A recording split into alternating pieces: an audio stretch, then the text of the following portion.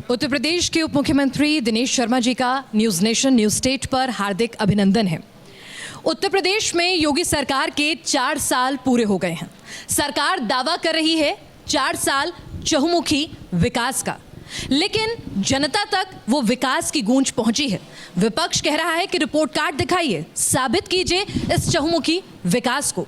तो आज news nation news state अपनी इस कॉन्क्लेव के जरिए दिन भर उत्तर प्रदेश सरकार के मंत्रियों के मार्फत और साथ ही खुद मुख्यमंत्री भी मौजूद रहेंगे इस कॉन्क्लेव में, जो पेश करेंगे अपना रिपोर्ट कार्ड और साल 2022 में कैसे विरोधियों पर 21 पढ़ना है, इसके लिए क्या तैयारियां हैं, कौन से ऐसे काम हैं, उस पर भी लेखा जोखा हमारे दर्शकों के सामने और हमारी ऑडियंस के सामने पेश करने जा रहे हैं।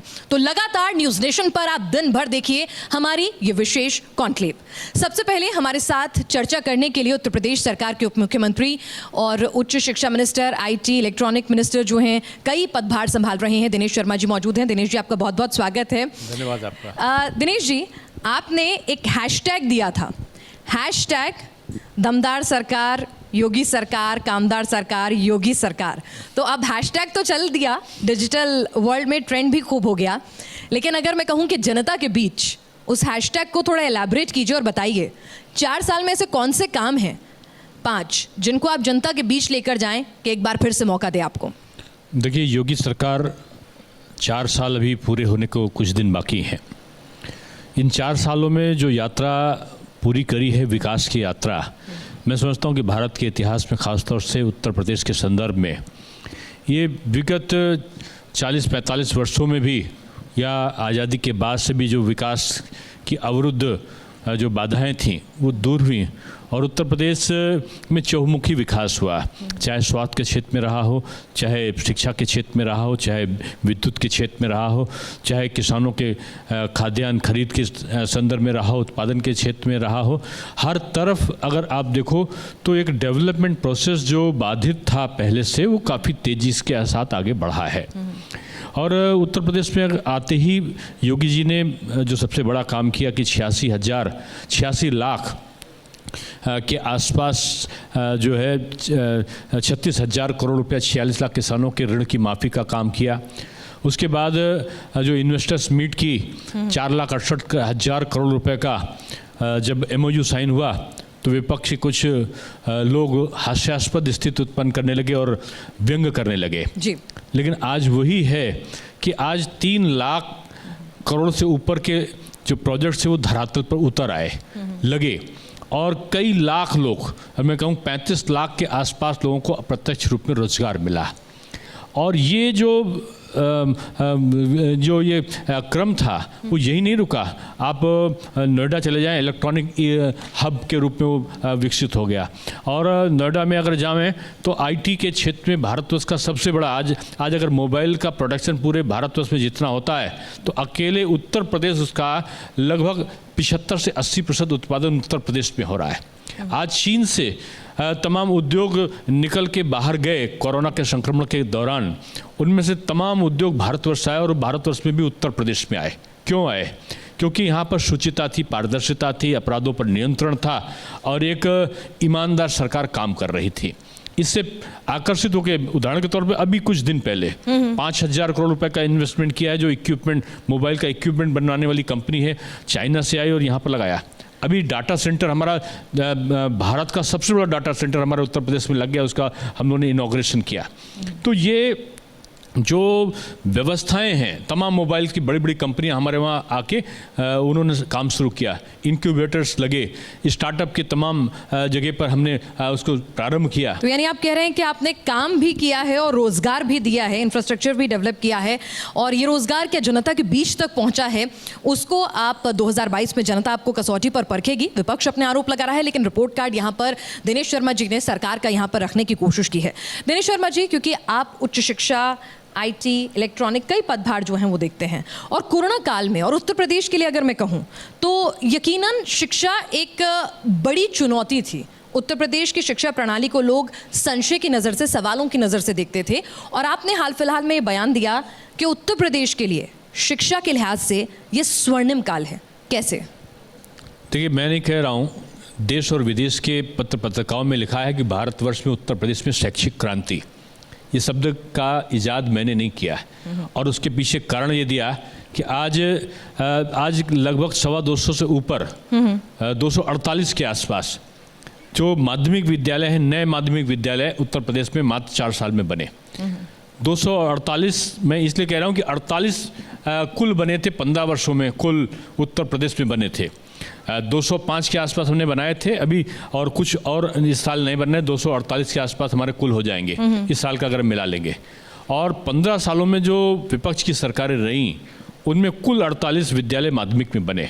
आज हम 79 महाविद्यालय 4 वर्षों में राजकीय के, गवर्नमेंट के जो है हायर एजुकेशन में बना चुके हैं। आज 3 विश्वविद्यालय, राज्य विश्वविद्यालय हमारे बनना प्रारंभ हो गए हैं, अलीगढ़ में, सहारनपुर में और आजमगढ़ में।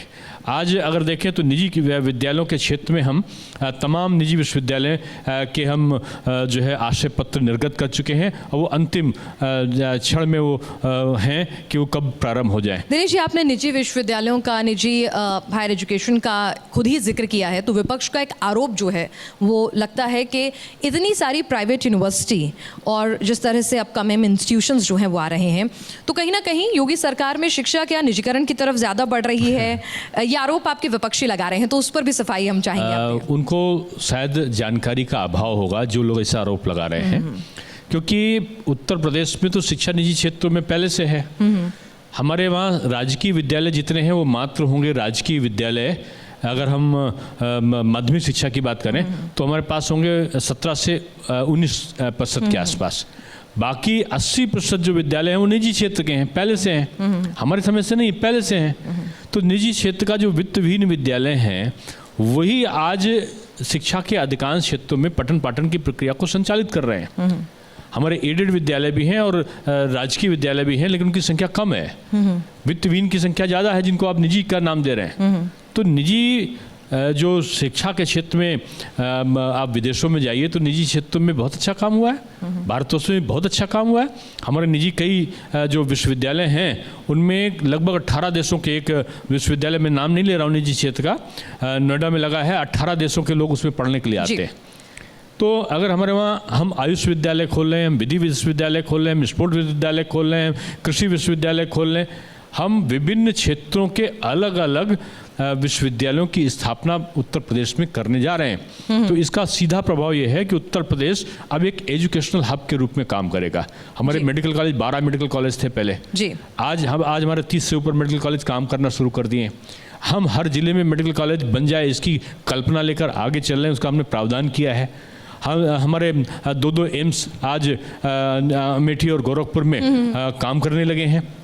तो ये गति है उत्तर प्रदेश सरकार की जो इतनी तेजी गति से बढ़ी कि लोग कल्पना नहीं कर सकते थे कि आज पूर्वांचल एक्सप्रेसवे में तेजी से काम हो रहा है, तो आज बुंदेलखंड एक्सप्रेसवे भी बन रहा है। आज गंगा एक्सप्रेसवे की ज़मीनें ली जा चुकी हैं, तो आज डिफेंस कॉरिडोर में लगभग 10 से 15 लाख लोगों को रोजगार मिलने की व्यवस्था हो गई है। कई हजार करोड़ रुपए का डिफेंस कॉरिडोर में इन्वेस्टमेंट हुआ है। कह रहे हैं सरकार और निजी स्तर पे, दोनों स्तर पे काम करके आप शिक्षा का स्तर जो है उत्तर प्रदेश में उसे एक हब के तौर पर डेवलप कर रहे हैं, क्रांति लाने की कोशिश कर रहे हैं। और ये क्रांति तब तक मुमकिन नहीं है दिनेश जी जब तक हम डिजिटल क्रांति ना लाएं एजुकेशन में। और कोरोना काल में हमने ये ज़रूरत महसूस भी की है, उसमें कुछ कमियां, कुछ लूपहोल्स भी निकल कर आए। खासतौर से प्राइमरी और मिडिल एजुकेशन की अगर बात करें तो क्या आपको लगता है कि अभी और रिवैम्प्स की ज़रूरत है और उस दिशा में कैसे काम होगा? देखिए, 2 हमारे पास हायर एजुकेशन और सेकेंडरी एजुकेशन है। हायर एजुकेशन के बारे में मैं पहले बताऊं तो हमने जो कॉमन कैरिकुलर है कि हमारे पाठ्यक्रम में 70% सारे विश्वविद्यालयों में एक सा पाठ्यक्रम हो, 30% विश्वविद्यालय को स्वायत्ता हो कि वो अपना पाठ्यक्रम का निर्धारण करें। ये नई शिक्षा नीति के तहत हम सब में लागू कर रहे हैं। इसके साथ साथ हमने एमफिल की जो कोर्स था उसको हमने समाप्त कर दिया। हमने ऑनलाइन टीचिंग पे इतना जोर दिया कि हमारे कंटेंट्स, डिजिटल लाइब्रेरी हमने कोरोना संक्रमण काल में हायर एजुकेशन के इस पर हमने उसको इस्टेब्लिश किया। 79,000 एक रिकॉर्ड है भारतवर्ष का कि हमने 79,000 कंटेंट्स जो अच्छे लेक्चर्स के लेक्चर थे, उनके वीडियो थे, उनके ऑडियो थे, उनको हमने यूट्यूब पे अपलोड किया, अपने डिजिटल लाइब्रेरी पे अपलोड किया।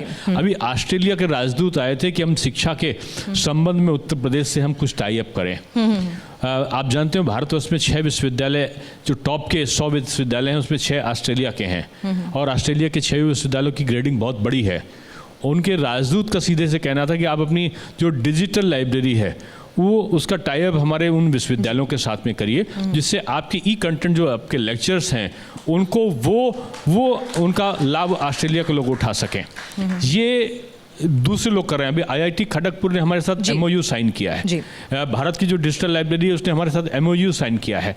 आज मध्य प्रदेश के और तमाम दूसरे प्रदेशों के लोग उत्तर प्रदेश आए हैं कि हमने शिक्षा के परिवर्तन कैसे किया इसका अध्ययन कर रहे हैं। उनकी टीमें रोज काम करने कई दिन रह के यहाँ पे गई हैं।